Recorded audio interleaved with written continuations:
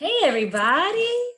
Okay, I am muting everybody's mic. Good afternoon, everyone. My name is Sonia Cole Hamilton. I serve as Chief of Staff in DeSoto ISD. I want to welcome you to our first Zoom town hall. It is so wonderful to have you today. Let me mute my phone real quick. Today, joining us on the call, we have our Superintendent of Schools, Dr. DeAndre Weaver.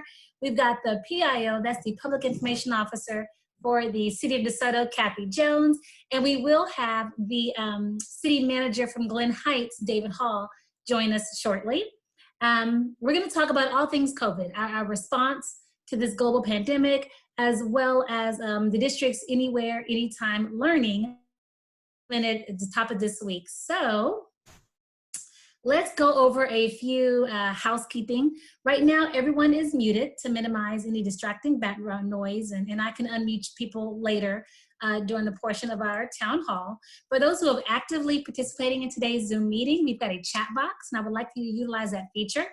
Any questions you may have, please drop it in the chat box. It's visible to us all, so we're able to see your questions, and we're going to try to respond to as many as we can during today's town hall. Whatever we don't get to, we'll be sure to push out on our FAQ page on our website. For those interested in sharing any notes of interest, you want to promote the fact that you are joining our virtual town hall on your social media platforms, be sure to tag us. We are on Facebook, we're on Twitter, we're on Instagram, and we'd like you to use the hashtag DeSoto ISD Town Hall. Okay, so as we get started today, let's give a virtual round of applause to DeSoto ISD Superintendent of Schools, Dr. DeAndre Weaver. Woo, clap it up, clap it up. We've got the City of DeSoto Public Information Officer, Kathy Jones. Clap it up, woo! And Glen Heights City Manager David Hall, I see you. Clap it up for David Hall, City Manager, woo! This is called a round of applause. We can do a round, okay, I'm goofy. All right, so we're gonna get started. And I want to start with our city leaders. So Kathy, David, I'm going to unmute your mics in just a moment. Talk to us about any major updates, any developments, the city's responses to COVID-19. Have you responded, and what's currently on the horizon? We'll start with Kathy, Ms. Jones, that's you, and then Dr. Hall will go to you next. Thank you very much. I'm speaking to you today from my new office, which is at my kitchen table. So I am working remotely from home. City of DeSoto is working hard to keep everyone safe and keep all our essential services running smoothly as possible during this unprecedented time. City Hall and all the city facilities are closed to the public, but we do have a skeleton staff working in all departments, so phones are answered. Any citizens who have questions for City Hall, call our number 972-274-CITY. And you will be directed to the correct department. Lots of services can be accessed online. You can pay your water bill, you can pay a traffic ticket if you have one. Lots of things that can be done through our website, www.desototexas.gov. Obviously, all our first responders are 911 is still answered. They will respond. They are working hard to keep the city covered and safe. One thing we have coming up tonight, which will be really of interest, hopefully, to our folks out there, we're going to try to have our first Zoom City Council meeting. And it starts at 6 o'clock with the work session and then follows with the main meeting at 7. There will be a full reporting of from every department in the city on their response to COVID-19 and how things are working during that meeting at the 7 o'clock portion. So I encourage you all to tune in and listen to that.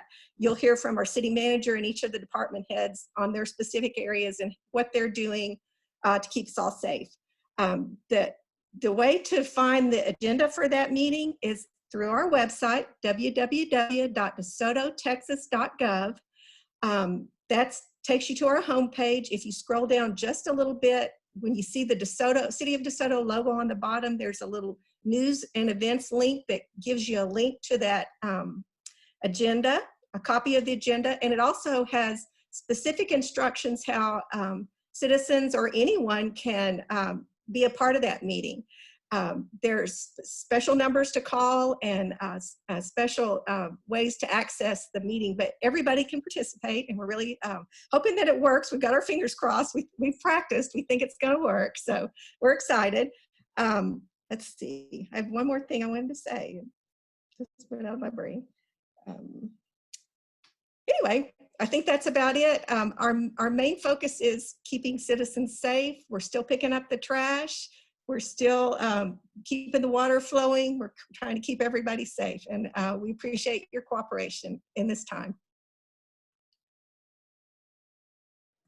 Thanks, Kathy. Dr. David Hall, we've got you here representing the city of Glen Heights. Can you talk to us a bit about what's been the city's response and how you've been supporting the residents there? Well, I think we feel pretty good about what we've been doing. We tried to jump ahead of this thing a little bit early. We had our first meeting on this actually March 3rd. Some of the things that we've done, and we did them early on, they weren't really popular at the time. We closed down our senior center, and we had just started operating it.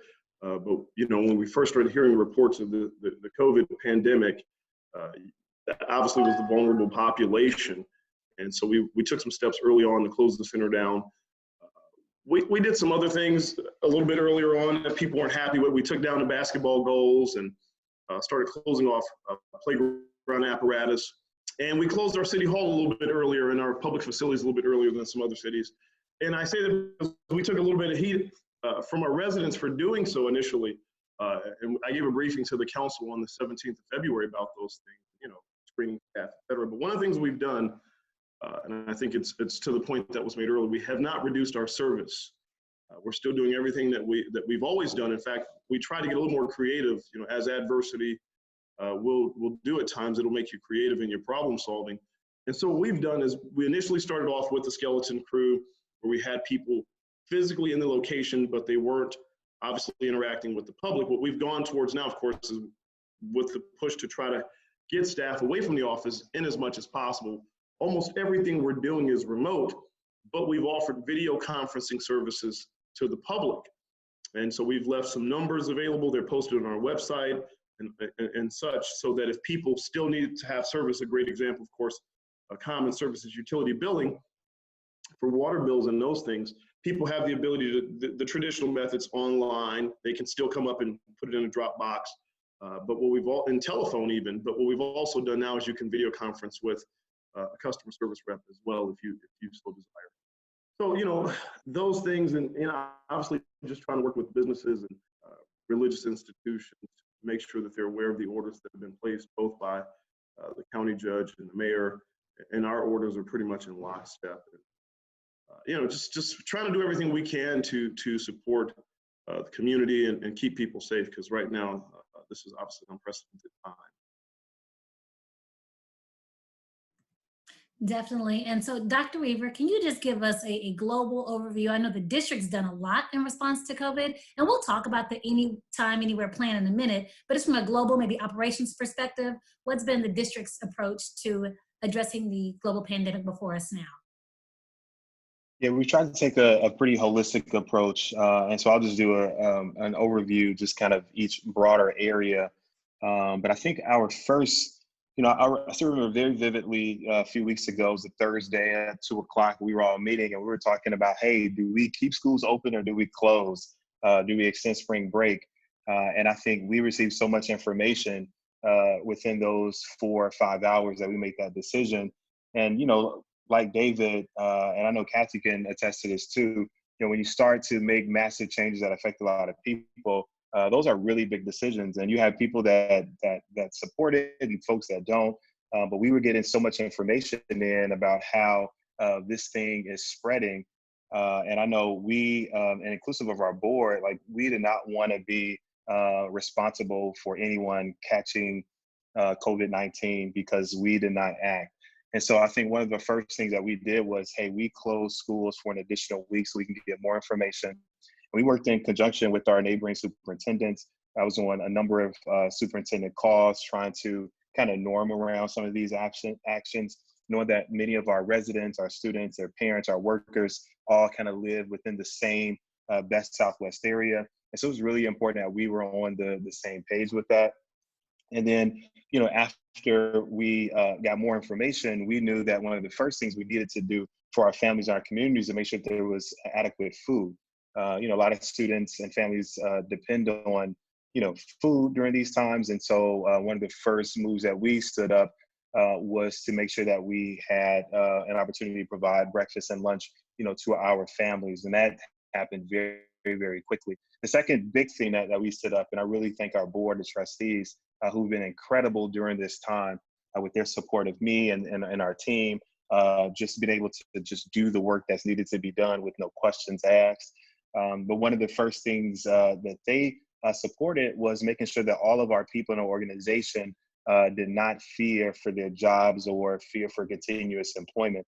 And so they quickly signed a resolution that allows our employees in our system to continue to be paid during this time, every single one of our employees.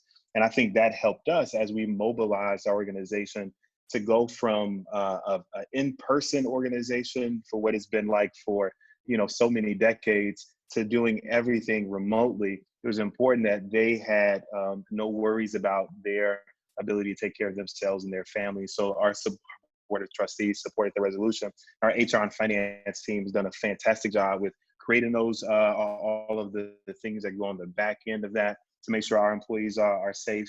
And so I really want to thank them for doing that.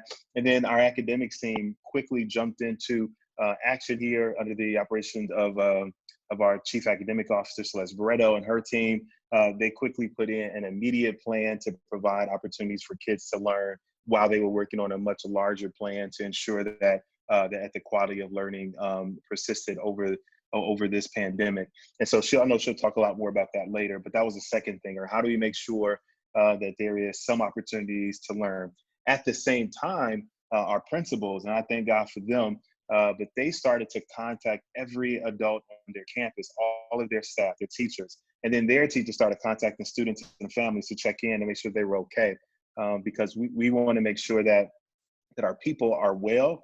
And so while we were trying to develop academic experiences, we were also trying to check on the health and well-being of our families, those that work for us and then those that we serve. And so that was really, really important.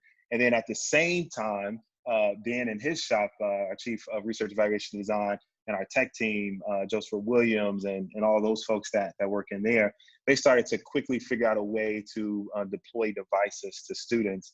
And so I think about a week or so ago, and over the last maybe 6 or 7 days, when we've given over 1,500 devices out to families who may need them so they can access. And people were trying to figure out, internet connections and hotspots and all that. And at the same time, our Student Support Services Department, led by Chief Natalia Fernandez and her team, we're trying to figure out how do we control for some of the mental health needs of our students, particularly our seniors in graduation. And so there were check-ins with our seniors around college access and all those things, and making sure that families were okay.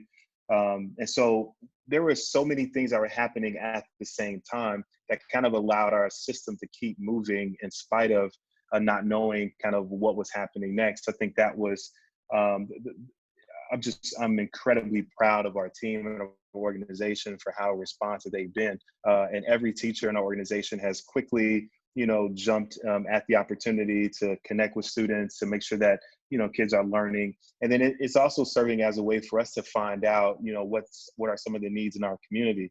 We've been able to identify some really drastic needs, and we've been able to support those needs because we have not forsaken our personal contacts. So that's really what the district has been trying to do during this time where, the 75115 area and zip code is one of the most hardest hit areas in our county, with people of color and, populations that are struggling financially, and we get hit the hardest. And so we're definitely dealing and living within that situation. And I've just been beyond impressed with how this community has come together.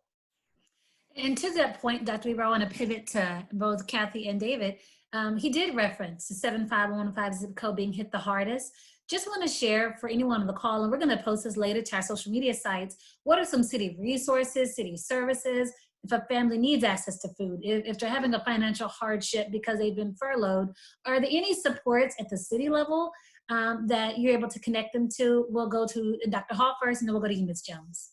I think for us, we've got a COVID page on our website. What we're trying to do, we've got a social services coordinator. We're trying to link people to the larger resources. Obviously, we're a smaller city, and so for us to be able to supplement folks, wouldn't be feasible, but what we felt an obligation to do was to at least provide some sense of coordination, because a lot of times there are a lot of resources out there. You take something as local as the DeSoto Food Bank and some other local resources, people aren't oftentimes aware that they're out there. So we've got a person in place who will coordinate and connect people. But the other thing that we felt committed to continue to try to do, however, as we started our senior center, again, being the most vulnerable population, the schools, thank goodness, both of our school districts, DeSoto and Red Oak, continued their meal programs, is that we've continued drop-off meal delivery service to our seniors. And have, in fact, we're glad to see that the registration for that program has just blossomed in this time. Unfortunately, bad as this time is, what we have seen in that growth in the registration is an indication to us that our message is getting out and that people are utilizing the service. So I think for us, that's been the biggest push that we've been able to make, and we're going to continue that as long as we can. Yes, and in DeSoto, we're doing very much the same thing. We have links on our website and social media to everything that comes up as far as information on applying for small business loans, you name it. I agree with Mr. Hall that yes, the DeSoto Food Pantry is a resource, and they have cut their hours down. I happen to be on their board, as a matter of fact, but they are still serving pretty much anybody at this point in time that's in need on Tuesdays and Thursdays, and they're located in the Hampton Road Baptist Church building. So that's a very good resource. As DeSoto has a huge senior population. We have a very active senior center too, as y'all probably know. Our Parks Director, former interim city manager, mentioned this morning in a meeting that they have the Parks Department has gotten a list of phone numbers for seniors through their water bills, and they're making welfare calls. I'm just calling to see if everybody's doing okay, if they have what they need. We are also delivering food as Glen Heights to the people who were our patrons. So we're trying to take care of them, trying to keep everybody safe and healthy. Our website, DeSotoTexas.gov, at the top of the homepage, there's a button that says COVID-19 information. If you click on that, that takes you to a page with a myriad of information and links on how to connect with different services. There's a link to TXU for electrical help with your electric bill, that kind of thing. So I encourage everybody to check our website, follow us on social media. We appreciate it. Thank you. And I believe that you both are doing everything you can to keep the residents of your cities informed and connected. And we've had additional people join the call. So I'm glad that you both also shared that your website is a viable place to go and get current, up-to-date information. Just want to give you a chance to share if there's any newsletter or any other way your residents can get connected to have access to up-to-date news. I want to give you a chance to share that now. And then also, again, if you want to share your next upcoming city council meeting and how residents can get connected to that. Let me go first. Yes, I would say our website and social media are the quickest way to get information. City of DeSoto also does a monthly newsletter, which goes out with water bills, but that's really in the future information. It's really difficult right now to even think what should we be telling someone who opens their water bill 2 weeks from now and says, oh, that happened a while ago. So if people with internet access, please go to our website, DeSotoTexas.gov. As I said earlier, we're going to do our first Zoom City Council meeting tonight. It starts at 6 o'clock. It will be broadcast live on the city's website, DeSotoTexas.gov, and it will also be broadcast live for Spectrum customers on Channel 16 and AT&T UVerse customers on Channel 99. So we encourage everybody to dial in. As I said earlier, we have a very comprehensive presentation about what each department is doing to address the COVID issue and how we're keeping everybody safe. So that would be a great place to hear that information. That part will be at the 7 o'clock meeting. There's also information on our website, again, about how to make comments on the meeting if you'd like to participate. And those, they can be emailed in, but we need them by 4:30. So I, again, recommend everybody go to our website, DeSotoTexas.gov, scroll down a little bit, and where you see our logo, there's a link, and it links right to the agenda, and all the information is there. So thanks. Well, to kind of follow that, what Ms. Jones was saying, we've really taken for us, to her point, sending anything out via print is just, it's going to be outdated nearly the minute it gets in the mail. So we've tried to really make a strong push via all of our electronic outlets, media, website, Facebook, Twitter, all of those, typical electronic means. And we've had a pretty strong push there and continue to. And we've, of course, got the dedicated page, the COVID page on our website. Tonight will also be our first video conference city council meeting. It begins, we have a special meeting at 6:30, and then we'll go into our regular meeting at 7. All of that information is on our webpage, glenheightstx.gov, and you can link to the agenda, you'll see the agenda instructions on how to comment. You have until 5:30 to sign up for our comments, an hour extra, and then you'll be given a link to participate, and general viewing will be available via the site and via Facebook Live. So we've tried to make that thing accessible to folks. If they're interested and wish to participate, they can do so. While, obviously there have been the governor has kind of stayed some of the other provisions of the TOMA, we're trying to make it as accessible as we can in this time for folks who are interested. So again, our Facebook, our Twitter, even Instagram, we haven't been working at as much now, but our webpage, we're just pushing every message we get out electronically, all of the instructions we're getting from the CDC, and obviously the orders from the governor and from the judge and mayor. So glenheightstx.gov, and we're trying to get as much information as we can. David, Kathy, before you all go, is there anything else you wanted to say directly to our watchers, our viewers, our residents here in the DeSoto Glen Heights community, on behalf of the mayors or just yourselves? What would you want to leave our folks with today? If I could, Kathy, if you don't mind, just sure. I just think for us, because we're appreciative of the opportunity, obviously, to address the wider DeSoto school district, a part of which, of course, is in our city. Our council has been, and I want to give them credit. Dr. Weaver, you so astutely pointed out the value of the governing body letting you do your work. And I have to give my council a lot of credit in this case. They have just been incredibly supportive. They have let us do the work. And at times in our business, on all of our worlds, even the unintentional interference, and I'll use that term, and I don't mean it pejoratively, that it can get in the way. And right now, I have to give them credit. They have recognized the importance of this moment, and they have tasked us with going out and making sure staff is safe, that we're doing what we can to keep citizens safe. And they've certainly, by all means, expressed that any resource that we have is available in this effort. And so I have to give them credit. I'm appreciative of it. The local partnerships, anytime we reach out for information, even in this time where everybody is really just running at 1,000,000 miles per hour, people have still been responsive. Citizens have been supportive for the most part, which is, something you want to see in this very stressful time. So for me, it's just really, I'm grateful for the support I've received from the council, our peers in other cities and organizations such as yourself, and our residents, of course. So for me, I'm just grateful.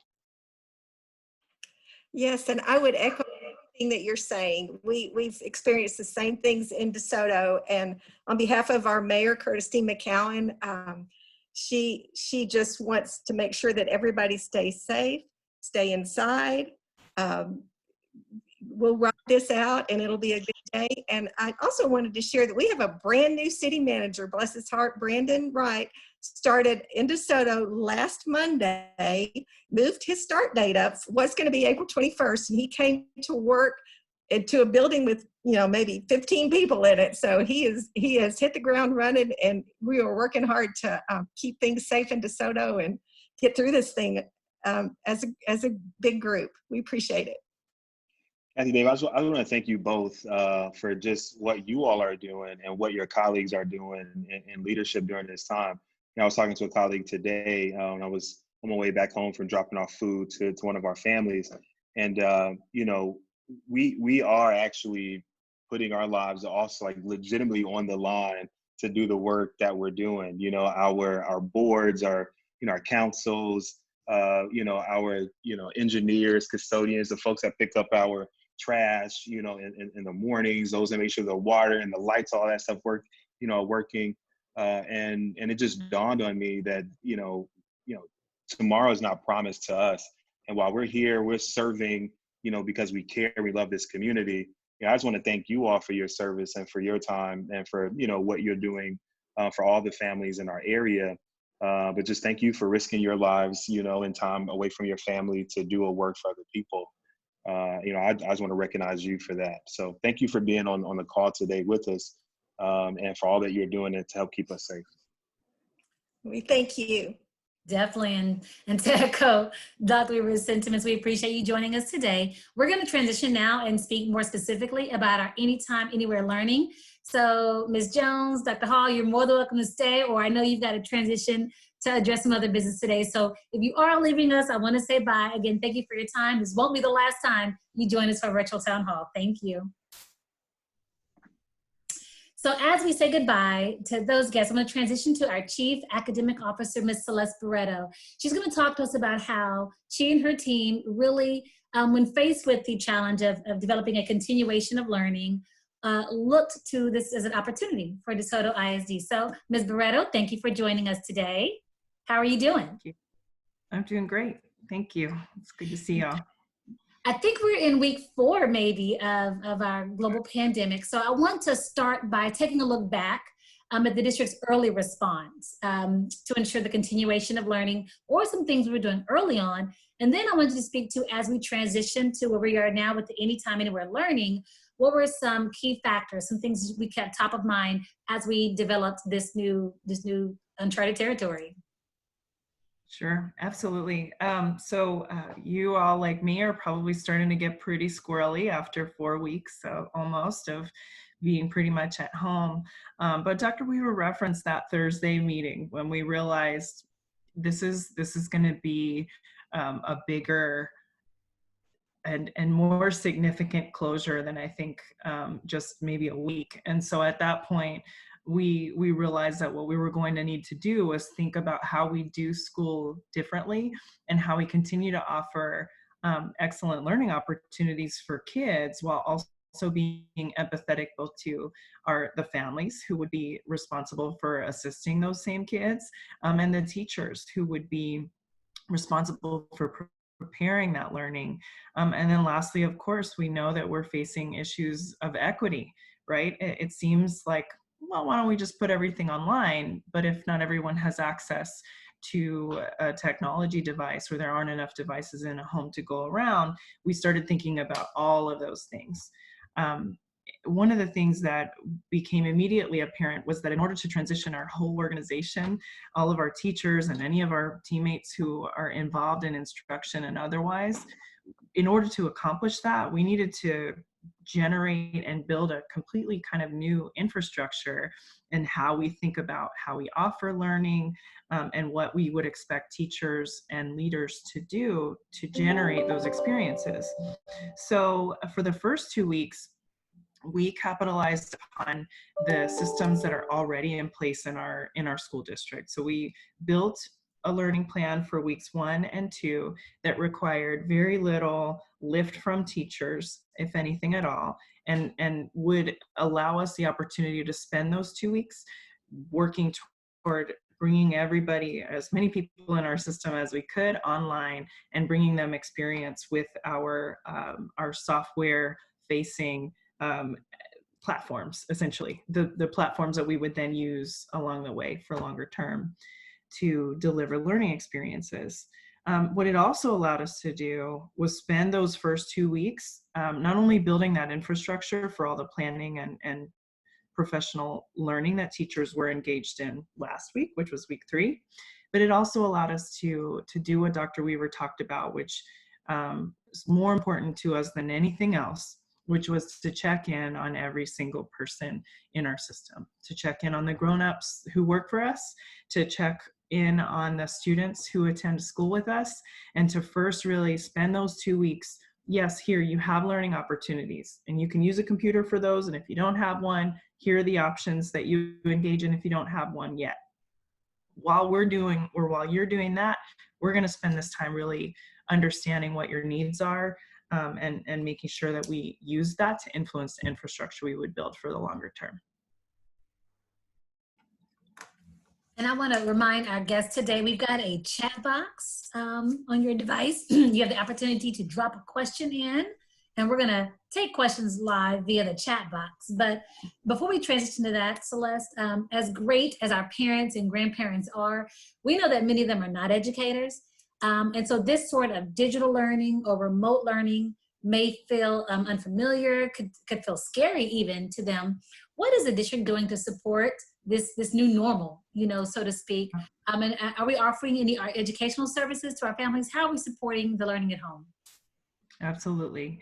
I think that the first message that I have above all other things is just, we're not asking for our families to reproduce a whole school day. And we're not asking that of our teachers either. I think my overarching message to any of the people in my personal life or any of the parents who I've personally connected with here in DeSoto ISD throughout this journey has been really do your best. We're not actually homeschooling.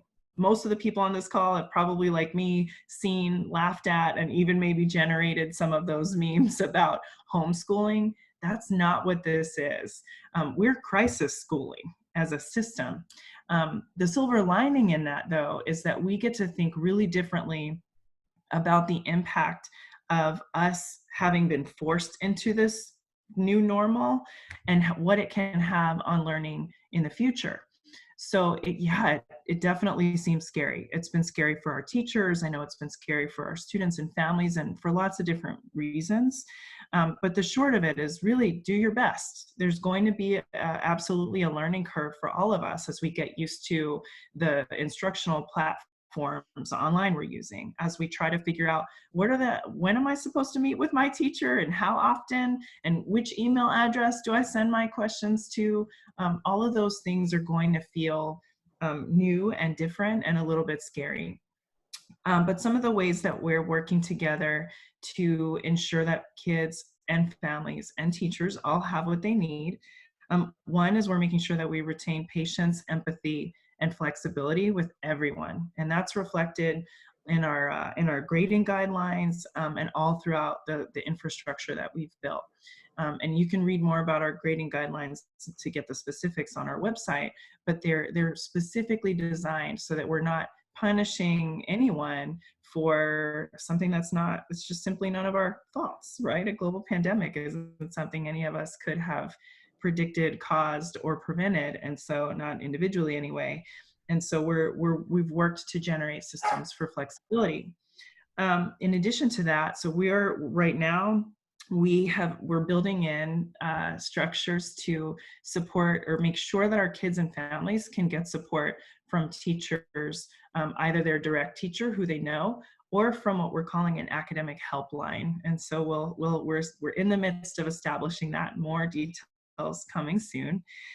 We're also generating short and some longer instructional videos and what I would liken to webinars, which are essentially kind of training elements for our kids and families to get used to learning these new systems, or some of the systems that may feel new to you, but that maybe previously we were only using during the school day.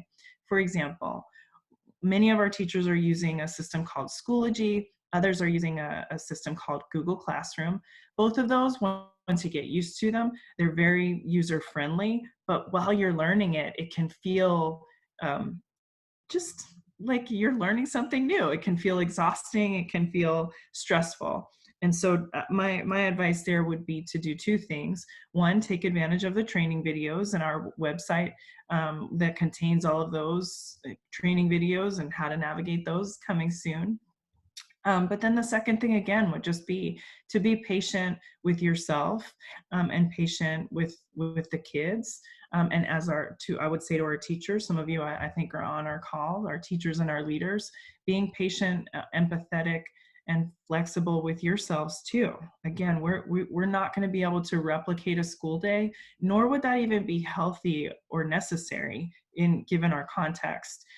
Instead, let's use this as an opportunity to take some risks, to learn some new things, to ask a whole bunch of questions, and to keep our kids focused on the pieces of the learning that are the most important, which is really what we've designed around as well.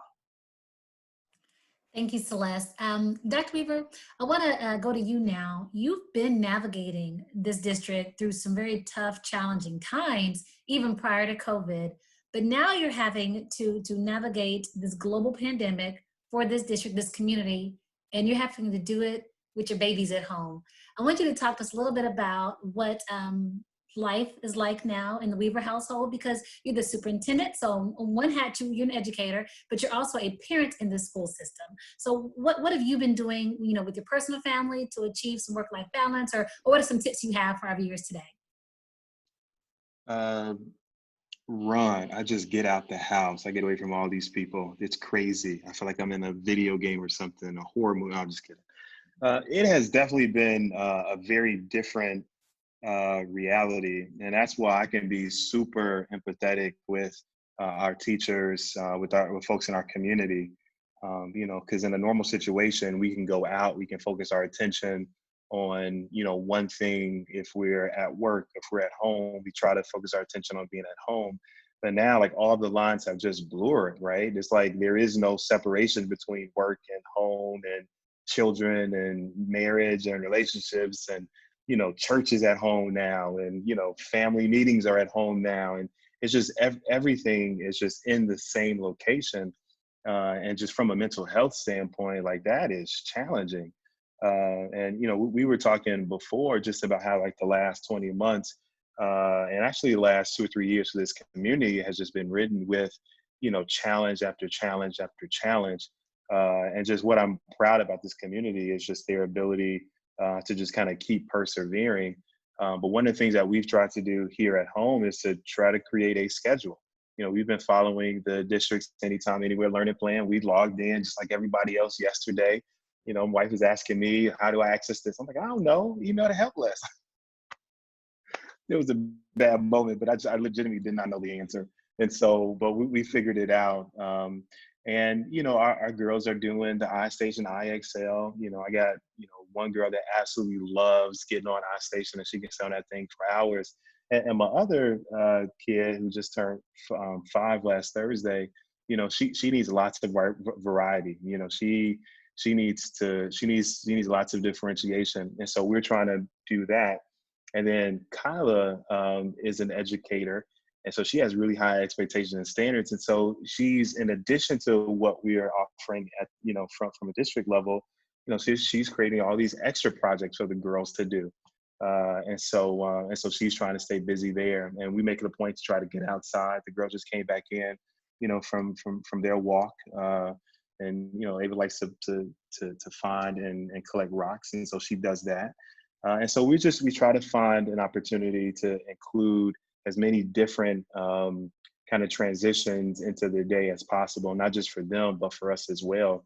I have a period of time where I'm working on conference calls. There's a period of time where I just go outside and I run. There's a period of time where I just veg out on Netflix and Amazon Prime. And I'm thankful, because that is a privilege. Not everybody in our community has an opportunity to do that. So I don't say that tongue in cheek at all. I realize that all the little things that before I took for granted are actually luxuries that not everyone has. And I think that's also the depressing thing for me, is that so many people are just in want right now. And so, I'm just very mindful and thoughtful about them. But it has been a challenge. And, for members on our team and members in our leadership, our principals, our teacher leaders, everybody has been putting in so much extra time. I don't know many people who have not, stayed up super late or got up really, really early in the morning just to build this new structure for this world that we're living in. And I'm just so thankful for all of their time, their attention to detail, and their efforts as we try to craft this new normal for how we work and how we live and how we play, where it's happening all in the same space. So Celeste, for some of the parents and family members at home, they're prepared to follow this new Anytime, Anywhere learning. What's a reasonable amount of time that they could and should devote to educational experiences with their kiddos at home, versus is there time in the day for kids just to go be kids, or for kids to get hugged? What's your take on that? What input do you have for that?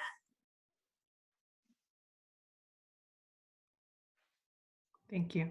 Yeah, I think for kids to be kids, to take the time to be hugged by their immediate families who are in their home, and then, you know, waved at by others outside, and everything is more important than absolutely anything else. The schedules are a great thing.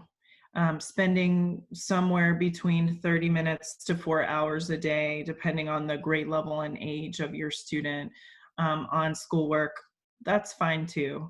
But more importantly than anything else, I think families should first prioritize their own physical and mental health above any and all things. We love y'all, and it is so hard for us to it would be so hard for us to justify placing, you know, watching a video of a lesson above making sure that your physical and mental health of your kids, your families, wasn't first, right? We would never want that for you. And I think that that's really important for that to be clear, that we in our school district are aligned behind that. And we mean that for our employees as well. Nothing is more important than our mental and physical health now, or really ever. So that's first and foremost. I think critical is to allow kids the time and space to be creative, I hope that there are spaces for many of our kids, most of them, all of them, to get outside every day and exercise and play. And again, those things are first and foremost, most important. I think what we have tried to do, you know, I've talked to colleagues in other districts, and I've seen, probably like many of you, lots of posts about, you know, the hours that a kid should spend a day based on their age, and I even referenced it. What we have tried to do in establishing this thinking around anytime, anywhere learning is the number of minutes or the hours that you spend each day is less important than making sure that you accomplish the work in a time frame and along a continuum that works best for you, for your family, and for your child's needs. Dr. Weaver talked about his two daughters, you know, and even just in my own son's case, he works well with a schedule, but not if that schedule doesn't have some flexibility.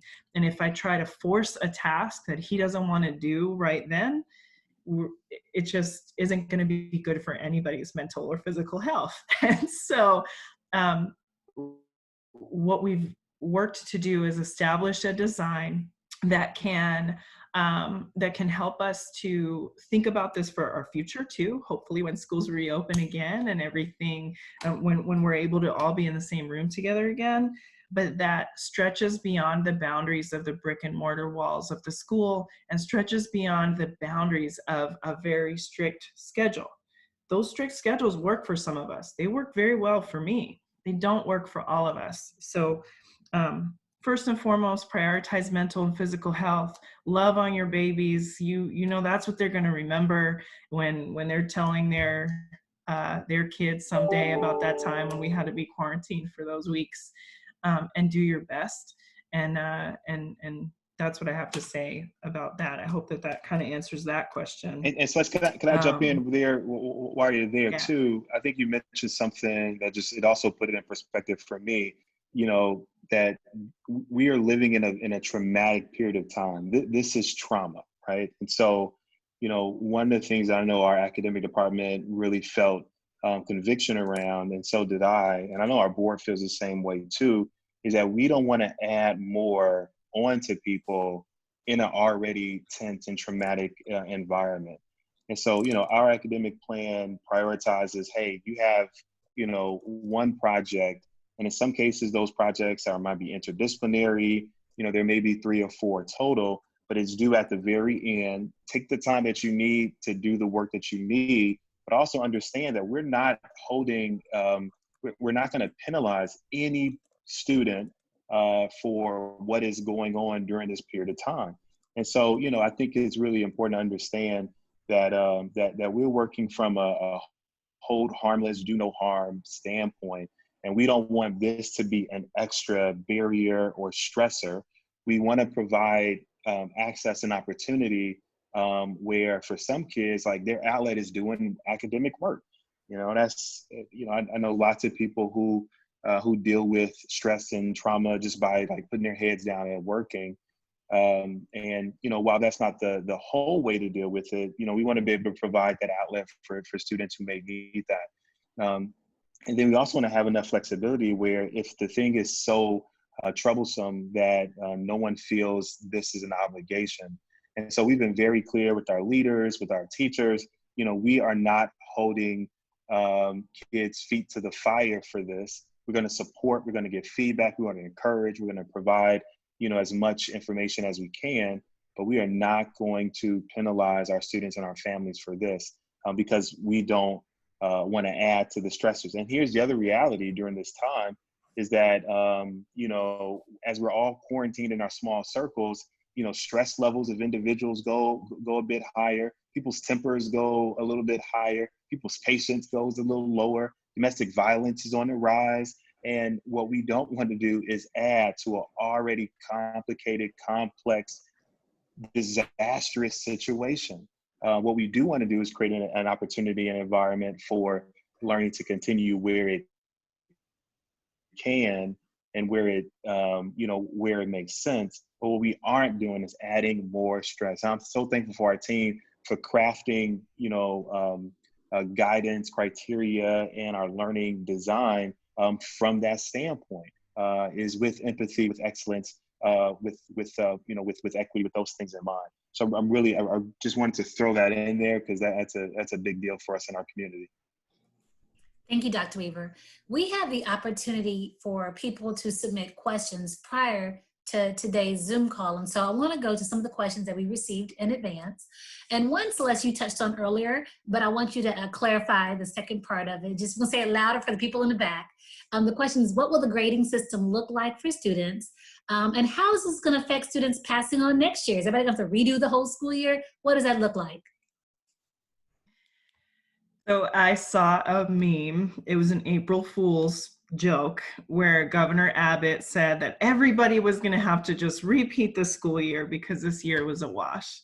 And I actually got a bunch of messages from different folks about that for people who were fearful of that, because I think we all realize the dramatic impact that the global pandemic has had on our school year. But no need to worry about a mass repeat of the school year because that's definitely not going to happen. But for the people in the back, the grading guidelines, you can read them at our DeSotoISD.org/anytime, anywhere learning page. So the detailed version is there, and a frequently asked questions is on its way there as well. But essentially, and Dr. Weaver reiterated it as well, we are grounded in the axiom of first, do no harm. It's not our kids' fault or any of our faults that we're dealing with this. And so what we're not going to do is penalize kids for lost learning or even missed assignments based on those grading guidelines. Because everybody, literally in almost every country, is dealing with what we're dealing with too. And so universities are thinking about and changing their entrance requirements, and all of these considerations are on the line. So we're definitely not alone in trying to figure this out. And really, even the guidance from the Texas Education Agency has been very much, we will not penalize, we strongly discourage districts from penalizing students for this lost time. Did I cover all the parts of the question, Ms. Cole Hamilton? Thank you. Yes, ma'am, I think you did. I think you did. And, Some of the other questions, go ahead. Oh, sorry. And I also think this is an opportunity too for us to start having a real conversation around like, what does genuine assessment of learning look like?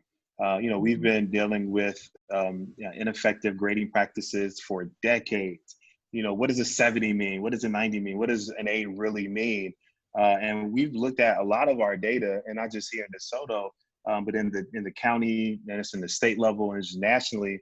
You know, you see so many students, you know, score, you know, GPAs that are high, but then they go off to college and they still struggle, and some kids drop out or they're in remedial courses.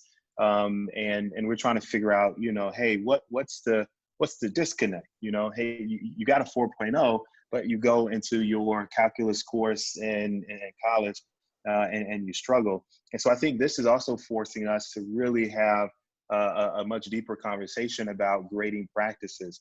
And, you know, should we be thinking about assessing students based on their ability to master, truly master, you know, standard skills, concepts, to show that they really understand it at a very deeper level, versus, hey, you participated, I'm gonna give you 13 points in your participation grade, you know, or you brought in this box of tissue, I'm gonna give you, you know, 25 points here. You know, I think all of those things sometimes convolute a little bit of what students really know, understand, and are able to do. And so I think this crisis is actually forcing us to have those deep conversations. And I think over the next several weeks, you know, we want to make that a bigger conversation with our community, because we know grading practices are so deeply rooted in our own personal experiences and what we've, you know, experienced and as professionals and as students ourselves. But I think this crisis also is really putting us in a position to rethink everything that we've taken as just how we do it, and is requiring us to think differently about it. Even the assignments that we ask students to do, you know, is it better for kids to do one more comprehensive assignment that requires them to show that they mastered learning in a demonstrable way, versus all of the other you know, things that we ask students to do? You know, where do we want them to put their time? I think this crisis is also requiring K through 12 and universities to really rethink, you know, and I know people may have some different opinions about this, I still do, but it's causing us all to rethink even our diplomas, you know, our college degrees, our high school degrees. And should we think about upskilling? Should we think about certification? Should we think about, you know, other ways to certify students in a certain skill so they can get a certain type of job in this kind of new economy that's arising. So I think this is forcing us to rethink everything that we've held true in education. We're looking forward for to you all being a part of that rethinking of education with us. I appreciate that. Thank you, Dr. Weaver.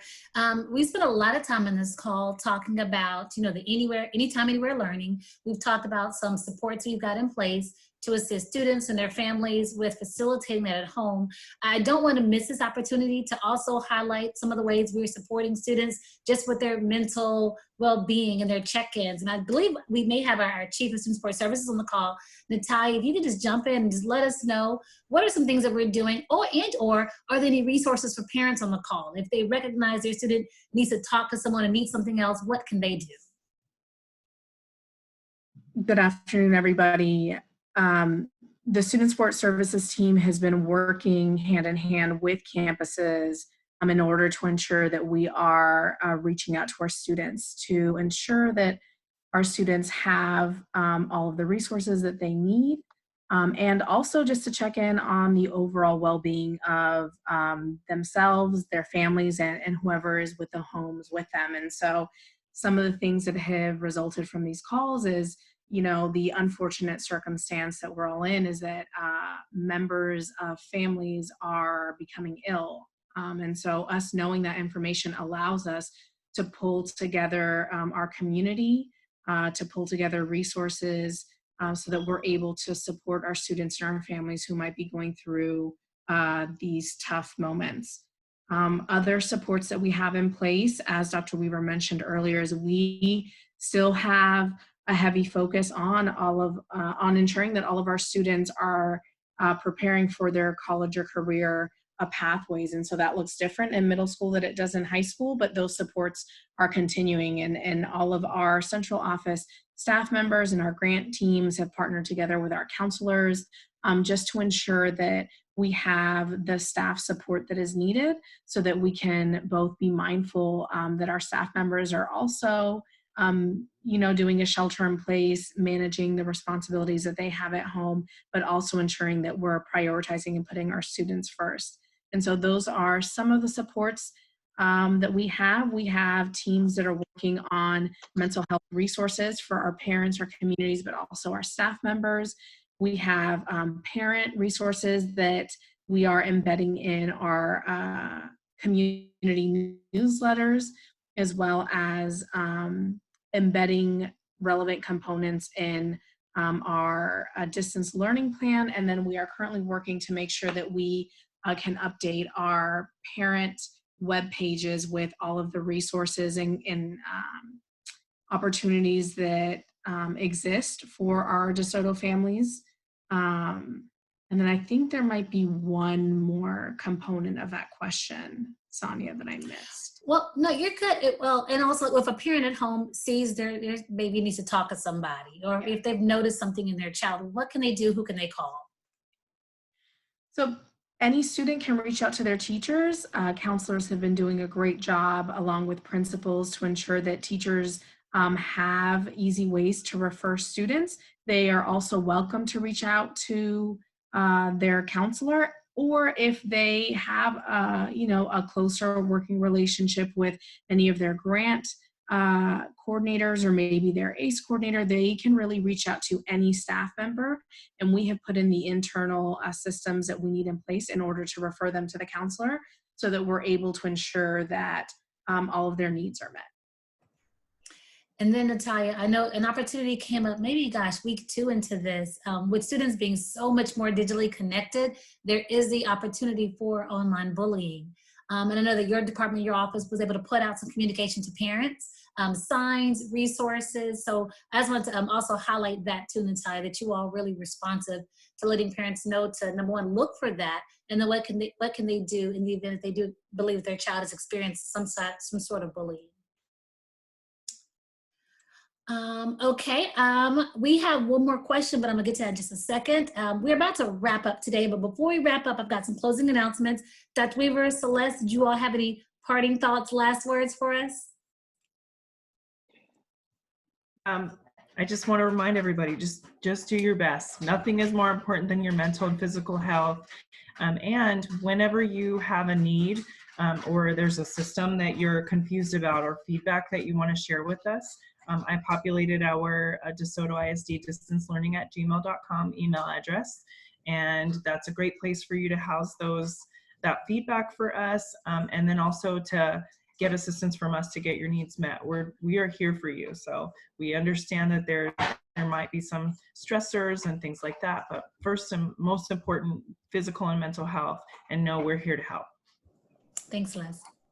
There are a couple of things just specifically about the Anytime Anywhere plan, and one of the reasons why we shifted the language is because we do value and we do believe that as we really start to evolve as an organization and education evolves, this idea of learning anywhere at any time is going to be kind of foundational, and so we're trying to stay ahead of the curve here with kind of where we're going.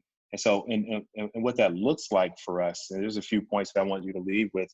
What we've done is created some flexibility, both on our teacher side and on our student parent-facing side. We've asked our teachers to sign up for each grade level, to sign up for blocks of time that allow them to be the experts kind of on duty, during virtual work hours.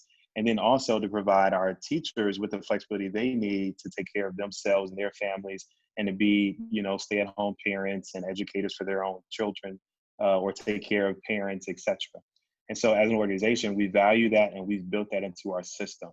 And then on the student side, what that allows us is to potentially have an expert educator available in some of our, what we're calling academic helplines that will be virtual, I believe. But that allows for an expert to be available from as early as 8 a.m. to as late as 8 p.m., right? And so our goal is to have at every grade level, for every content area, to have experts available live that can support our children in our system from 8 a.m. to 8 p.m. And we're doing that by, allowing teachers to chunk their time, to pick times that are the best for them in their situation. And right now our team is organizing those things, and we'll be able to produce that in a very public way, very, very soon. But what that does is provides opportunity for our students who, if I was going through this as a student years ago, I would have had some responsibility during the day to help take care of my brother. And that would have been very challenging for me to take care of a sibling and try to be on and engaged in learning. Working in the evening would have been a lot better for me. And so now folks like me have that opportunity. Hey, the evening times are much better. I know I have some teachers that still will be available. The content is there. The videos are there. Our teachers are recording videos of themselves and kind of walking students through concepts or skills. Those things can be accessed at any time, anywhere. And so at the click of a mouse or the touch of a finger, our students have access to recorded and live versions of their educators. That's the system that we're trying to build. So, if you want to sit down with your student and you want to you want to learn a concept with your student, then you can do that with your student and an expert in that field during that time. That's just not what we're trying to build, so that we can be responsive to our community, knowing that we don't know what times work best for our students or our teachers. So we try to provide a whole array of times so that people can pick and choose what's best for them. I'm extremely proud of our system for doing that, for stepping up. We have so many teachers, and it is hard being on video. It is hard recording yourself. It is hard hearing yourself speak and explain. But we've had so many of our adults in our system just step up and say, hey, I'm going to do it. I'm doing it for kids. I'm doing it for, the little Dre's who need to see me at 10 o'clock p.m. And I am just forever grateful for them and their sacrifices. We all play a part in fighting COVID-19. Yes, it's keeping our hands clean. Yes, it's social distancing, but it's also trying to find ways to do the thing that we do best and provide that service to as many people as possible. We are in a service, oriented business. We sacrifice, and I think we all are trying to find ways to continue that service on during these times. So, I want to end with just being so thankful for, members on my team, members on our district level team, our principals, our teachers, our TAs at the pre-K level who are working and trying to support families, our custodians, our engineers, our bus drivers, the folks in finance to keep people paid. I mean, just everyone that has continued to push on through this crisis to support the system so it can keep going. I'm just beyond thankful and impressed. And so I just want to let our parents know that there's a bunch of people that care about you all. When people find out that food is needed, people very quickly, organize. DeSoto U has been amazing at supporting with efforts. And so I just want to thank this community for everything that you all are doing to support each other. Together we will. Right. Thank you so much, Dr. Weaver. Appreciate that. If your question was not answered today, nice shirt, Ben, you can always send us an email at info@desotoisd.org. I know that Celeste did share that DeSoto ISD distance learning at gmail.com.